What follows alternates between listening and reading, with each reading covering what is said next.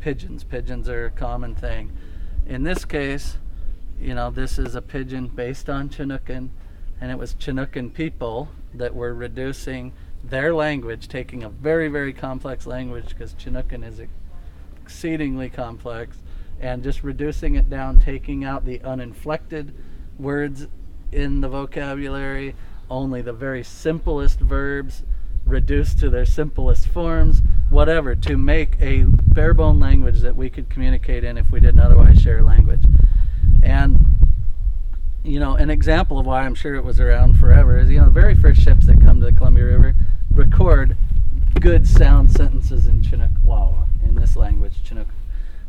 Lewis and Clark come 10 years later, and first of all, they write a number of sentences that are just perfectly good Chinook, but they also say things like, oh, this language is so much easier to learn. The Clatsop language is so much easier to learn than the other languages we've been around or whatever.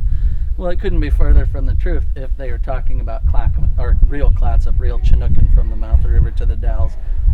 It's just that, they show up, they're people that obviously are not going to know Chinookan, and this is the language you speak to them. A ship shows up, another kind of Indian shows up, this is the language you use on the Columbia River, right? This just reduced, simplified form of Chinook. It needed to be reduced because Chinookan, is famous for its ability to say a lot in a little bit.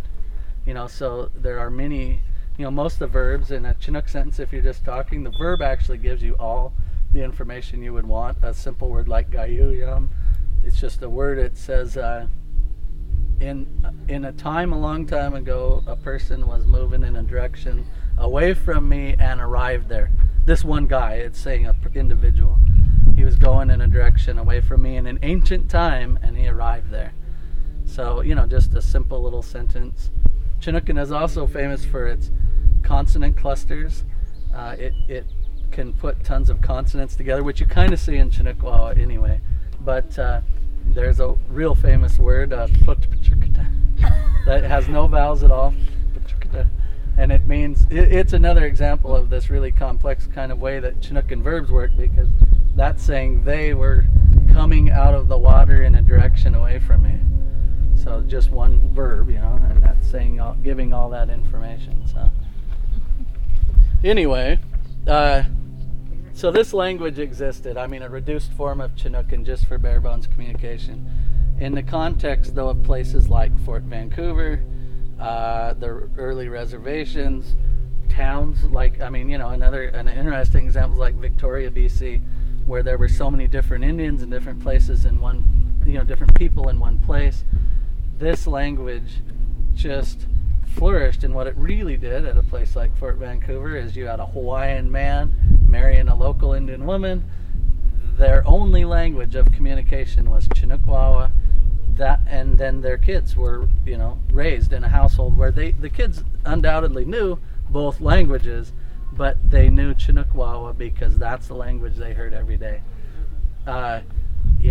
Indians on the Grand Round Reservation did not want to marry each other. That's what I was saying earlier. It's just outside of our culture. We're never going to marry the same, any kind of perceived relation. So a Clackamas was not even going to marry a Clackamas typically. They'd marry a Malala, or a Malala would marry a Kalapuya, or up here, a Chinook marries a Chelis, whatever. Was that for just the obvious reasons for, making sure that you've got different bloodlines? Yeah, but it was just like taken to extremes. Yeah. I mean, absolutely no perceived blood relation is the requirement for marriage. So, in a place like Grand Round where maybe only 20 Clackamas Indians came because, the diseases were so bad, whatever, they considered themselves to be so close. I mean, there's this many of us and we're all one tribe. They wouldn't even marry each other because of how close they were. So it very strong feeling. But what that did is, the people were getting married, and all these kids were being born into households where the language of their parents was Chinook. The parents fell in love in whatever, had these kids in that language. So these kids were all coming up, and that's what a Creole is. I mean, a Creole is basically a pidgin language that becomes the first language of a community, but what that really means is that the kids got a hold of it. You know, so at a place like Fort Vancouver in the early 1800s, we have an example of somebody coming through he enumerates all of the languages you could hear at Fort Vancouver at the time he was there. And it's everything from East Coast Indian languages to Hawaiian to Scottish to French to English to local Indian languages.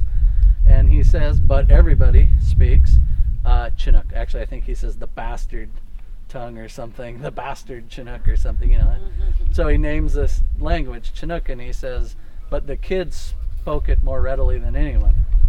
And what that is just an example of creolization. That's, you know, once the kids got a hold of it, they needed it to say everything any other language can say.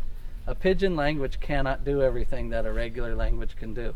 A Creole language, by its nature, though, can do anything that any other language can do. And so, you know, this is the language that we've inherited. Is basically it's an indigenous Pidgin Creole. You know, we call it Pidgin Creole, kind of one word, Pidgin-Creole. An indigenous Pidgin Creole language. Then the children would identify themselves culturally as Chinook?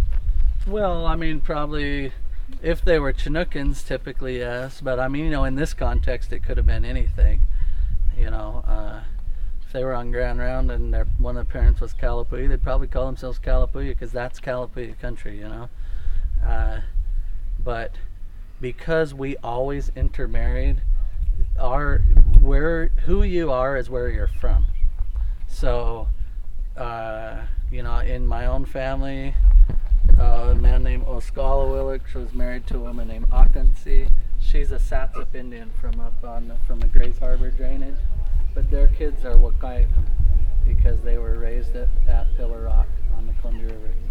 So, you know, they knew Chehalis, they knew this Upper Chehalis language, Satsip, and you know, nobody's not proud of being that, but it's all about where you're from because everybody married out. A poor kid might marry a girl and go to her village and live, and their kids are going to be wherever they're from. That's just kind of the nature of it, the sensibility of these guys. Yeah. Tony, do you want water? No, I'm fine. I'm going to say something about this. This is a dictionary, the kind of final draft prior to publication. We're working on publishing a dictionary of Chinook that will be the first thing of its kind because it'll be the first dictionary expressly as spoken by Indians because, you know, the language is much fuller as it was used between Indians.